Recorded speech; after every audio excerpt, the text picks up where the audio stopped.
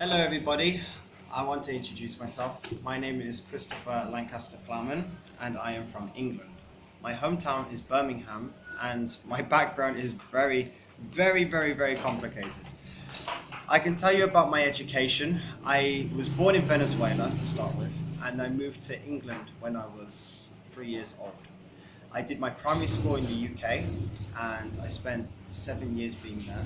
After primary school, I went to China and I've been in China now for 10 years. After China, during China, I did my secondary school, high school, and university. After China, I then came to Indonesia to try and find a job. My education in China for university was Chinese language and culture. So what am I doing in Indonesia? Well, I'm pretty much working here. I wanted to become a teacher because I love teaching. Okay, the next thing. Okay, when did the first time you come to Indonesia? The first time I ever came to Indonesia was in 2007 because I had a holiday in China and it was the summer or winter holiday. And my father has been to Indonesia so many times. And the first place I went to was Jakarta. Jakarta is a very beautiful place, I have to say. But the problem is the traffic is absolutely horrible. Okay, but I love the people. The people are so friendly, they're so nice, you can talk to them, they give you answers.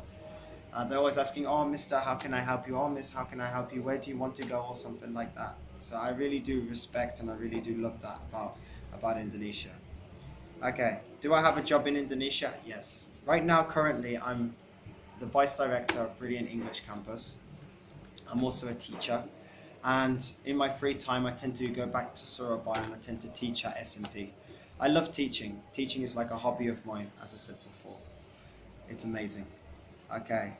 Brilliant English Campus. It is located in Pare. If you don't know where Pare is, it's in Kediri. And it's a place where a lot of people, well, not native speakers. It is a place where people, maybe Bule or Indonesian people, they come here to learn English. So they come here to study. Here there are so many languages. We've got Mandarin, we've got French, we've got Chinese, we've got Spanish, we've got different languages here, and Japanese. So many people have so many talents at learning different languages. Okay, I know I said Mandarin and Chinese, but I mean Mandarin, okay? Okay, moving on. So, what do I think about my job? I think about my job, I think it can be quite stressful sometimes, but it has its moments. The stressful thing about my job is that you have to make sure that you come to class on time and you need to keep a register of everything that the students are doing. You have a timetable, you need to follow it. But sometimes the problem is that the stressful thing is not so much teaching, it's about when you have the exams. Because you have to work out, oh, what is their grade? Is their English okay? What do I think about it? Because I'm a speaking teacher, so I have to do this. But the most interesting thing about my job is that you meet new people, you get to talk to them, they are very friendly, and you can always try and help improve their English. And that for me is a hobby that I love doing. I love improving people and try and help them. Okay, so let's see, what's the next one? Culture differences. Okay. So differences between my country and Indonesia. Well, in my country there are so many differences. For example, in my country we eat potato, and in Indonesia you guys like rice. For me, if I'm in Indonesia, if I don't eat potato, I feel like I haven't had lunch or I haven't had dinner. So for us, we have to have potato. Why do we have to have potato? We need potato because in Western countries it is very difficult for us to grow rice, because rice usually grows in hot countries. So most people tend to grow potatoes because they like cold climates. And our potatoes are very big. I like that big. Okay, and chili. We don't eat that much chili compared to Indonesia also because, again, wrong climate. So you tend to find that wherever you travel, the people eat different foods, okay, because based on the environment and what they can grow. So we don't eat that much chili. That's the reason why you tend to see bule who come here. They don't eat that much chili. Okay, moving on. So communication. Okay. Quite often, communication. There's a big difference between communication between Indonesian and when I'm back at home. For example, in Indonesia, you need to show a lot of respect. You can't be so direct in your speaking. So, for example, if you are so direct, like For example, you have a problem. Oh, can you please help me with my problem? I have this, or something. Or you want to give some advice to somebody. You can't say, oh, this is bad, this is wrong. You're doing something totally wrong or something. Because in Indonesia, it's seen as arrogant. But in my country, if you want to try and communicate with somebody about something, you can be very direct. So you can say, this is bad, this is not very good, why are you doing that, or something like that. So for us, being direct is good, and in Indonesia, being respectful and finding a way to talk about a problem, going around the problem is the best way. That is the difference between communication with me and also when in Indonesia and being at home. Also, in Indonesia, you guys have hierarchy, so you respect your mom, you respect your dad, you respect your grandma, your grandpa. But in my country, we see everybody the same level. So, for example, you can talk on the same level as your grandma, and you can talk the same level to your dad, you can talk to the same level as your mom. So there's no hierarchy. So for an Indonesian, that would be very crazy. You'd be like, what? Yeah, but seriously, we don't have that. We don't have hierarchy so much. Okay, now customs. Now in Indonesia, you guys wear batik. I'm wearing lorik right now because I'm at school. I'm teaching, and we tend to wear lorik and batik. But in my country, we don't really have any traditional wear. We tend to wear just a t-shirt, maybe trousers or something. Most of us tend to like looking formal, so wear a shirt or something like that. So we tend to be very casual people. But in Indonesia, you guys still have a lot of culture. For example, you still wear lorik every day, on Fridays, for example, on Thursdays. And, you guys have batik. So, like, there's a very big difference. Okay, now let's talk about education. Education, I think there's a big difference. Indonesia is still a developing country, whereas in my country, we are a very developed country. We tend to use computers, so you can bring your computer into school. You can use it to be able to study, to be able to focus, and to be able to get what you need to get done on your computer, rather than using a book and writing notes. But in Indonesia, what tends to happen is we use books, we use a whiteboard. In my country, we don't use a whiteboard, we tend to use projectors now. And yeah, we tend to use computers a lot more now for our education purposes. So for education, I'd say that the UK is relying more on technology, and Indonesia is still relying on books and paper. Okay, economy. As far as I know, the UK's economy is the 5th biggest economy in the world. So after Germany. Germany is ranked number 4. So the UK's economy is very, very good. So it means the salary is very high, but everything is very expensive. For example, if I was back at home and I was working in the UK, I would be making something like 12 million rupiah back at home. And that is the lowest salary in the UK, 12 million rupiah. But you have to remember that the cost of living is expensive. For example, if I go to McDonald's meal will cost me 180,000 rupiah for a Big Mac and a large drink and large fries. So you get the idea of how expensive it is to live there. And also vegetables and fruits. If you go to the market, lowest price will be 20,000 rupiah. So now you get the idea that 12 million rupiah is not a lot of money when everything is expensive. Okay, that's the difference between Indonesia. When I'm in Indonesia, my salary is something like much less than what I make back at home. So, like maybe half what I make back at home. So you can see the difference there. Okay, now let's move on. So let's look at culture shocks. Okay, when I came to Indonesia, I had so many culture shocks. The first culture shock I had was when I went to Probolinggo. Because Probolinggo, they don't have any bule.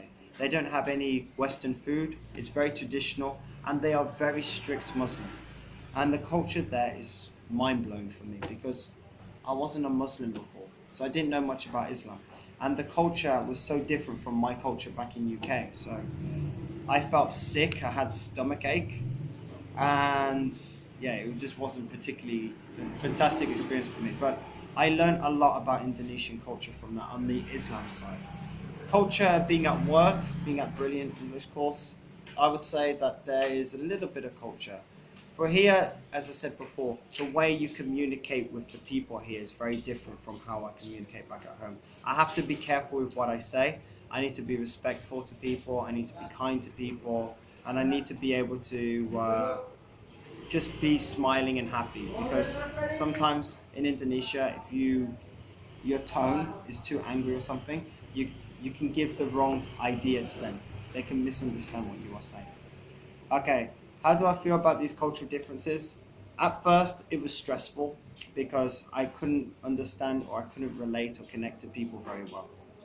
But the more I study and the more I start to learn about Indonesian culture, the better I'm becoming as a person, and the better that I'm understanding more about Islam and more about what I need to do to be able to live here and work here. So when you start to understand the culture, you tend to feel more happy, you tend to feel more focused, and you tend to feel more relaxed being here. Whereas if you don't know, you tend to feel like, oh my God, how to talk to people. That's the thing. Okay, now the next one. My experiencing culture shock in Brilliant English course. The one culture shock I ever had was mainly to do with the students, okay, and mainly to do with religion. I learned that we have to be more professional when we're in Brilliant English course, and I have to be careful with who I hang around with. For example, if I have a partner or something, or if I'm hanging around with one student in particular, it's not seen as very good, and there's a lot of gossip that happens from that. So you have to kind of be careful and make sure that you are neutral when you are working and keeping everything professional. Okay, what are the causes of culture shock happening to you? I think mainly the main causes of culture shock is because if somebody doesn't understand about culture or is not used to the environment, people tend to feel sick. They don't tend to feel very comfortable. So what happens is that, people tend to seem maybe moody or something like that. But my experience is the more you try and understand and keep an open mind, the more comfortable it is being a bule living in Indonesia. So just learning to adapt. What do you think when you experienced the culture shock at Brilliant English course? Uh, Surprised, shocked. I couldn't believe some of the things that people were saying, but I realized that I learned from this, and I learned what to do and what not to do. So learning experience, just surprised really. But after that, it's just like second nature because you get used to the culture. Okay, the effects of culture shock in the workplace. What effects of culture shock to you? Mainly when we have meetings. The meetings are always in Bahasa. I can't speak Bahasa at the moment. So sometimes when I'm in the meeting, I'm just like, what exactly is everybody talking about? I have no idea what people are saying. So I learned how to be more patient. I learned how to be more calm and relaxed. Also, things here don't happen on time. In my country, everything happens on time. But in Indonesia, everything gets delayed. So you have to learn how to be calm and relaxed about that. And that's what I've learned being in Brilliant English course, that you just need to keep an open mind about Indonesian culture because it's very important here in Brilliant English course. Okay, what do you think when you experience the culture shock at Brilliant English course? Yeah, okay. Do you think it affects the way you think? Do you think it affects the way you think? Yeah, it does. It does because when I first didn't know about the culture, I thought that people were just rude. I thought people were childish or something. But when you understand about the culture and how people are raised, you start to realize that it's nothing wrong with them. It's just how they've grown up, and it's the way I've grown up too. There's nothing wrong with me. There's nothing wrong with Indonesian people. It's just how we've grown up. So we just need to learn more about the culture, and that changes our perception, and we feel more calm. Okay. How does this affect me at work? It affects me at work because I'm the only bule here. So everybody looks at me and always wants to take photos of me and always asking me questions. For me, that's very tiring to do because I'm not used to that. But over a period of time, I've just learned how to adapt and just go with the culture, because the thing is, the more you help people, the better it is. And I'm a teacher, so just learning to be nice and respectful to everybody is the best way. Even if you don't want your photo taken, you just have your photo taken anyway. Okay. Next one. What do you feel when you wear traditional costumes like batik and lori? Okay, when you're teaching. When I'm teaching, for me it's like clothing. So, I feel comfortable. This I feel very relaxed. It's like a t-shirt for me, like a shirt. And it's quite nice. I feel like more local here, and I feel like I can engage more with the people when I wear traditional clothing. Whereas when I'm not wearing traditional clothing, I feel more like a boule, so probably maybe a bit more distant. But when I start wearing the clothing, I feel more with the people here. Okay. Now, do you think culture shock affects your spirit at work? Yes, it did, but now I'm starting to learn more about it, and now it's doing the opposite. It's starting to affect me in a good way, not in a negative way, and it's helping me to become more understanding and more responsible of a person. Okay, the next one, the last one. How's your income progress start from the beginning of your work to your present? Very good, actually. Through adapting and through actually getting better, my teaching has actually got better and my salary has got better too. That's because one, patience, two, understanding about culture, three, just getting used to everything, and number four is working very hard to be able to achieve what you want to do. My goal in the future is I want to have my own company. My company is in Singapore, and maybe in the future I might want to work in Surabaya. I'm still thinking about that. But anyway, that's really all I want to say about this. And yeah, I hope that you've learned something from this, and thank you for this amazing talk. Wherever you guys are, Assalamu alaikum warahmatullahi wabarakatuh. Waalaikumsalam warahmatullahi